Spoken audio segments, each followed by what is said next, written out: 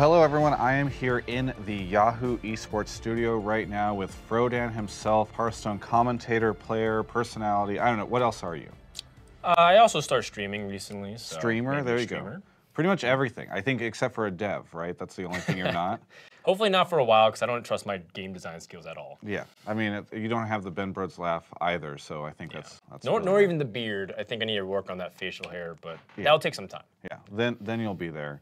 Either way, I do want to thank you for coming in and sitting down with us. There's so much to talk about in the Hearthstone scene right now, a lot of changes. Yeah. I know, obviously, the biggest one is Standard and Wild. Would love to get sort of a sense of your thoughts, not just, you know, obviously I think everybody's sort of talked about what the implications are for that, but there's a lot of controversy that has sprung up around it, both in the West and very much in Korea around Blizzard's decision to do this. What do you think of the controversy? Do you think it's fair? Do you think that you know, there should be changes made to the plans? Yeah, it's a really good question. I think the first thing that pops into people's mind is, why are we even changing Hearthstone from what it is? And I think Ben Brode said it best, where if we just keep doing what we're doing now, which is every few months keep releasing new content, Hearthstone's going to suffer a very long and drawn-out death. Because what happens in these kinds of card game environments is you just pick the best cards that push out the rest of the card sets that's, you know, better than everything else. And so when you start picking the best cards from everything, eventually everyone just runs the same 25 to 28 out of 30 cards. There's not really much room for innovation, and as a result, you punish players for trying to do what makes card games really fun, which is building decks and having new ideas, really innovative type of meta calls that you try to have dynamic playlists and what we try to do. So I think the most important thing to understand is that this is a very necessary thing for the diversity and health of the game, because you really want to have cycling types of content. And it's very popular in other formats as well. As for the controversy itself, I think a lot of people are looking at it and saying, as a new player that's starting, how does this benefit me? And I think the most important thing you have to realize is that in time, it's going to be very daunting for any new player to buy 6 different expansions and try to expect to compete or play at a very high level, or even just get into the game in general. You know, the fact that Hearthstone is also free to play and that it's not pay to access every single piece of content also is very relevant. And the reason why Blizzard doesn't do this is because they want to simulate a lot of the tangible card feeling. However, you know, that also is a big controversial statement itself. That's why they don't nerf or change cards very often, and that also leads to a lot of discussion. So it's a very multifaceted, you know, discussion that we can have for a very long time, Travis, but we only have a few minutes. But those are just my initial thoughts. I think overall it's very good for the new coming players and the old players as well. I mean, specifically, I know the Korean region has been very upset about this. We were talking a little bit before this interview about the sort of the chargebacks that are happening, where people are making very public statements about their displeasure with Blizzard and their decision to do this. Do you think that this is going to have a very negative impact on the esports scene, Hearthstone esports scene over there? Or do you think that this is just kind of something that will blow over as people realize it's fine?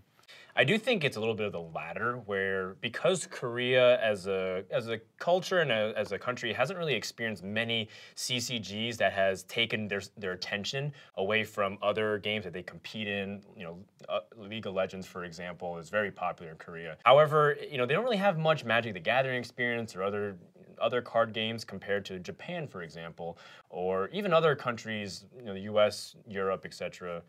There's many different states within the European continent that has a lot of experience in CCGs.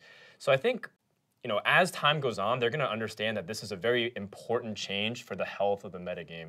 A lot of people just don't really like playing the same thing over and over. And this is applicable to any single game. It's not just card games. If you look at MOBAs, if you just see the same exact 10 heroes every single time, would you really want to play that game, let alone watch it? Right. I think this is not exactly what is very healthy for the game in the long term. So I think immediately I can completely understand their sentiment. They feel like they're losing their card collection. If Blizzard's so intent on making sure that this collection feels very real to them, then why are they stripping it away for essentially 2-year rentals? But at the same time, that's why Blizzard is emphasizing that they will care about the wild format. They're giving it its own ranked playlist, you know, with its own rewards. That's really awesome. You can now hit Legend in different formats, and those are different skills and different types of things that you can excel at. And I think that's really great, and I continue to believe that they'll do what's necessary to support those formats.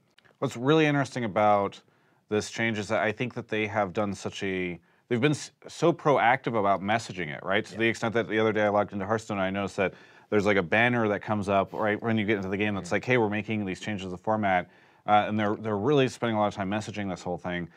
But what's also kind of strange is that we don't really know when this is happening, because I guess the idea is that it's supposed to be tied with the launch of the next expansion, which hasn't even been discussed yet. From your side of things, do you have any idea of when this? Because it feels so strange to be pushing it so soon or so hard and not know whenever it's hitting. That's a very fair criticism. And if I had to choose one thing for Blizzard to improve immediately, it would be communication with the community. Just because you're absolutely right. This is a huge change. This is kind of like D-Day for Hearthstone. You're losing cards. They're introducing a new set of cards, and they're supposedly balancing a bunch of the core and the classic set, which means they're going to be changing existing cards. So the entire game of Hearthstone will be upside down. You're not going to know what's going to happen. Maybe in about a month and a half afterwards, you'll start getting a semblance of what's good and bad. But essentially, Hearthstone will become a brand new game. That's really exciting, but at the same time, it's even more scary than exciting, because for a lot of players, like you said, they just see this ominous soon, right? But just like in Blizzard fashion, they don't want to necessarily reveal anything, because then if they need to push it back, they don't want to get angry emails or upset things of like how long until the actual standard release. It's one of those really unfortunate side effects of being as successful as Blizzard is. Because they have so many fans, they have so many things they have to delicately balance, and they can't really announce things that far in advance. And we're just a month away, supposedly. I don't know any information. I can't. I actually don't know anything whatsoever outside that Blizzard will invite us to take a sneak peek of stuff. However, you look at other developers; they're announcing things a year in advance. Maybe maybe not a year, but 6 months at least. I wish Blizzard would at least consider that before making something as significant of a change as this. Well, and for fans who are looking forward to this, realizing that it's going to change the way that the competitive game is played, or as an esport and as a competitive title, maybe they're interested in checking out tournaments that they maybe haven't seen before. What is on the horizon for competitive Hearthstone? Yeah, so the most exciting thing, and I love that you brought this up, is that because of the way Standard's going to be unrolled or unraveled throughout the entire process, they're timing it also, in my opinion, around their championships per season. For people who haven't been able to watch Hearthstone tournaments or the World Championship or the Championship Tour, whatever lingo they're using these days. Who knows? Yeah, all the kids are the raging cup, about it. The Hearthstone Cup. I don't know. The Hearthstone Grand Prix. I'm not sure what's going on.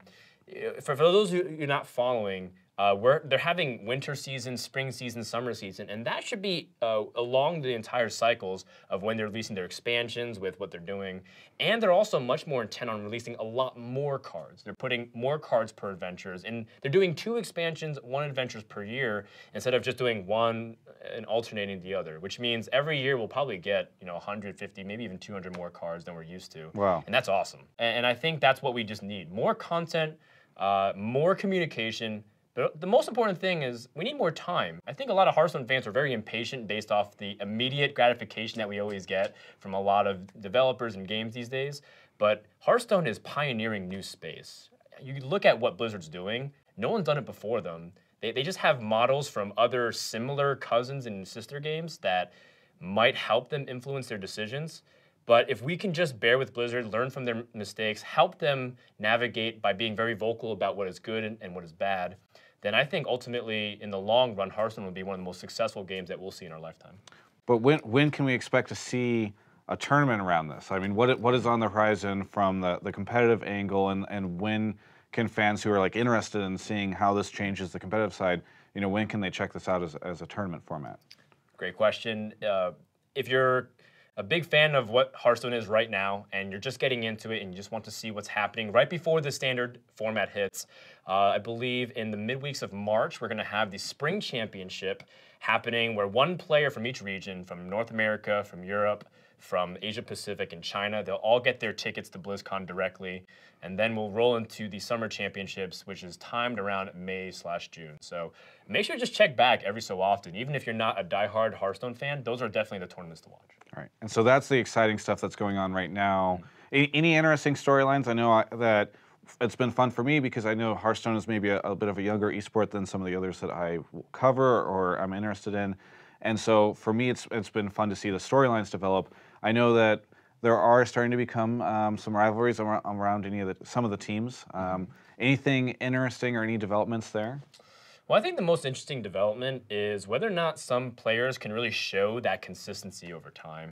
I think one of the biggest criticism against any card game is can they repeat that performance, that insane run that they had through one tournament? And it's not just Hearthstone, but you look across any card game in Magic the Gathering, or if you want to even make comparisons to poker, where a lot of players complain they can't get to the final table all the time. But I think in Hearthstone, we really do see a lot of repeat performances or familiar faces getting to the top 8. And I hope people continue to pay attention to that. It's very easy to follow the train of this player won and he didn't win the next tournament. But if you see this player won and he also placed top 8, top 16 in 5 other tournaments throughout the year, that's a really good tournament performance throughout the entire year of Hearthstone. And I think people should continue to celebrate that. And I hope that people will not only look at why Hearthstone's really fun because of some of those random factors, but also how some people beat that system and showing that why they're really good at the game. Well, Frodan, thank you so much for coming into the studio. I really do like to give everybody a chance to sort of tell everyone and fans where they can find their stuff. So, I know you started streaming recently. Where can people find you? Yeah, so if you're interested in hearing more about my opinions, you can follow me on my Twitter. That's where I primarily communicate them, twitter.com/Frodan. And I've also recently started streaming at twitch.tv/Frodan, where it's just some of my Hearthstone gameplay and get to engage a lot with the community. So check that out if you have a chance. Again, thank you so much for coming into the studio. For everyone else who wants to find out more about Hearthstone and other esports, you can check out yahoo.com/esports.